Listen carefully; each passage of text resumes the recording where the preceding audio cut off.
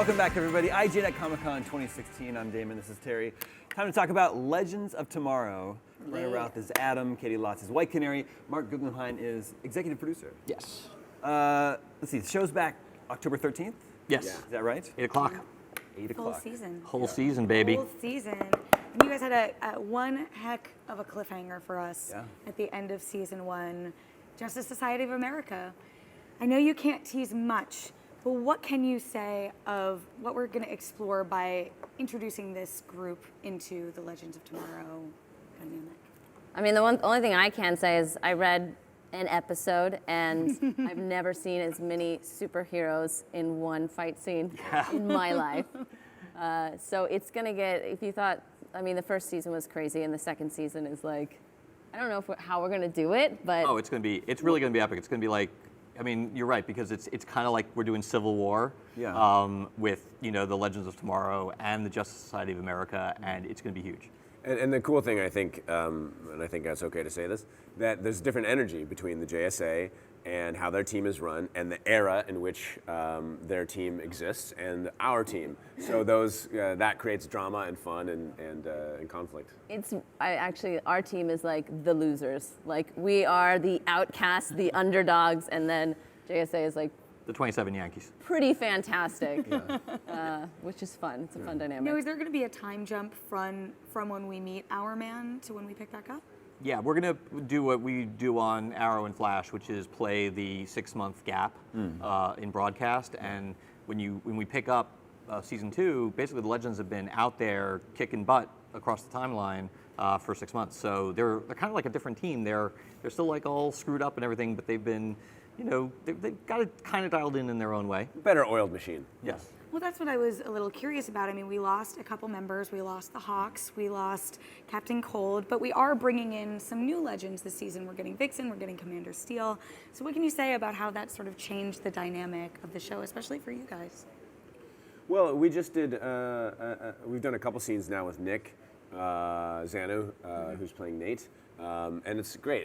It's so interesting to have a new energy and to have somebody on or in the Wave Rider with us. It's been good, and I'm excited to see what's, how that's going to progress for the season. And Maisie hasn't started working with us yet, but she's lovely and is going to be very dynamic for the show, I think, too. Mark, how is that different for you writing for the show now that you have these new characters to play with? It's great. Honestly, it feels like a brand new show. Not just because we've got 2 new characters, but also the show has a new raison d'etre. The team has a new mission. One of the things we really wanted to do was sort of retool the show for season 2, and because we didn't really get a chance to we just did 16 episodes, boom, we were really fast off the crossover. It was crazy. We really took time to sort of disassemble the engine and put it all back together, and I think it kind of feels like a new show. Now, Adam is a member of the JSA in the comics.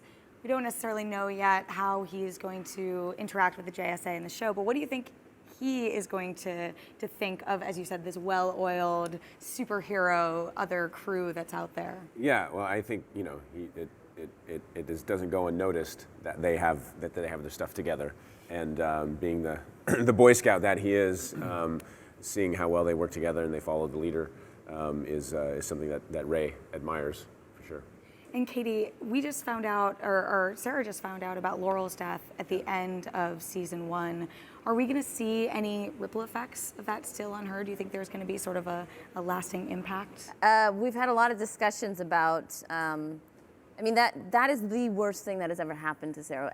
Everything that's gone in her life, like losing her sister, and we definitely aren't just like sweeping that under the rug. Like, it has its a consequence, and it really does change Sarah or affect her, and she's not going to get over it that easily. Obviously Laurel is such an important figure to fans, and her relationship with Sarah is really important.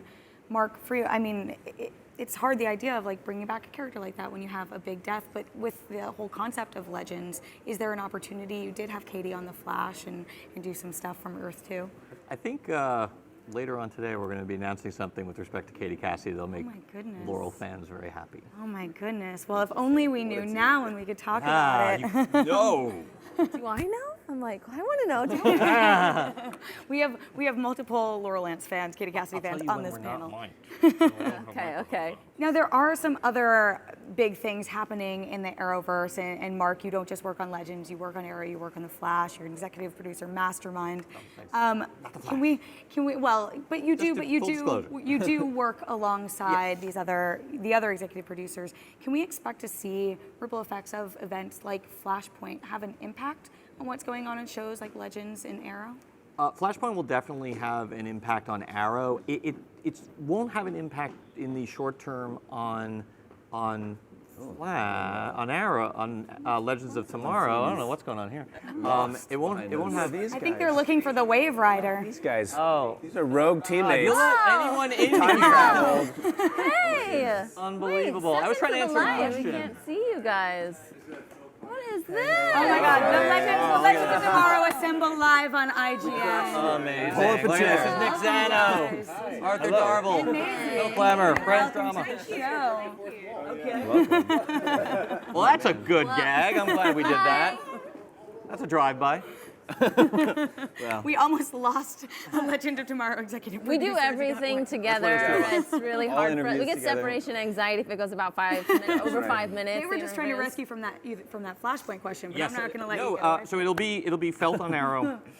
It won't be felt on Legends in the short term because the Legends exist outside of time, and they're off changing time on their own. It's too confusing to have Barry change his time and the Legends get affected by the time change while they're changing time. It's like, show's complicated enough. But hey, isn't it that maybe it's even that because of that's why all the aberrations and That is something we have certainly discussed, and we're not going to spoil anything. No, please continue. I mean, that's the fun for you guys. And now you also started this sort of new precedent of having people like Wentworth Miller and John Barrowman have these cross-series regular deals. How is that going to affect these now 4 shows with Supergirl joining the CW? How is that going to affect how you guys are planning and building this universe?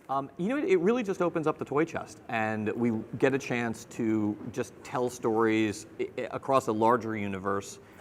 We've got really cool plans for Wentworth on Legends, which we'll probably announce later on today. Sorry again. I'll this interview later. I know. surprise. Back around. Spoiler protected here. But it's great because one of the things we always talk about is like we want each series to be distinct and have its own identity. I think they're all very different and do have their own identities. But when we do those crossovers, even the little ones, we call them the mini crossovers. When you've got John Barrowman showing up on one of the non-Arrow shows. It just makes the whole universe feel alive and connected, and like we loved having like Paul Blackthorne as Lance back. I love it. To me, it's like the most exciting thing about these shows, because to see you have this character you know and you love, and then all of a sudden you get to see them interact with your other characters from this other show, and it really makes it feel real when you're like, my sister, my dad, my ex-boyfriend. Like you get to go and visit those and see what's happening in this world simultaneously, and it's like. I don't know, it makes it so real to me. And It's the scope and the depth of the world, which makes it, awesome for us as actors to interact with new people and fresh blood, but also for the audience to go, oh, this is so cool because I always wanted this person to meet this person, and it's mutually beneficial, I think. And that's the fun of Legends too, because you guys are sort of this motley crew of characters who started on the other shows now coming together. So you have all these opportunities to then go from one to the other. It's about the only connection I have with Motley Crue. Brandon, Katie, Mark, thank you so much for coming by the show. Thanks for having us. Thank you. To all of our other guests that made To everyone else who appearance. crashed our interview. Legends of Tomorrow is back October 13th, and we'll be back here on IGN Live right after these messages.